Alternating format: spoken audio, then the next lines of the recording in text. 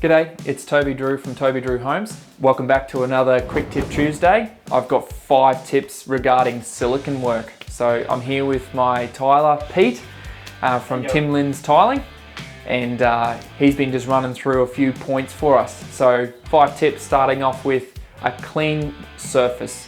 You've got to make sure it's clean so that the silicone adhere to the surfaces, can't have dust, can't have other rubbish in the way. Second one is using the correct silicone. It's very important to choose the right silicone for the application that you're doing. So go into your local hardware store and find that one that's suiting your application here. We've got a laundry, so we're using a silicone that we would normally use in a bathroom. Tip 3, a good quality caulking gun. Caulking gun can make the difference between having a good finish or an average finish. Tip 4 would be having a spray bottle with soapy water. As he sprays that on, that helps keep the silicone from sticking to other surfaces it's not meant to. And number 5, finishing off with a paddle pot and soapy water. So wiping, dunking in the soapy water, wiping, dunking.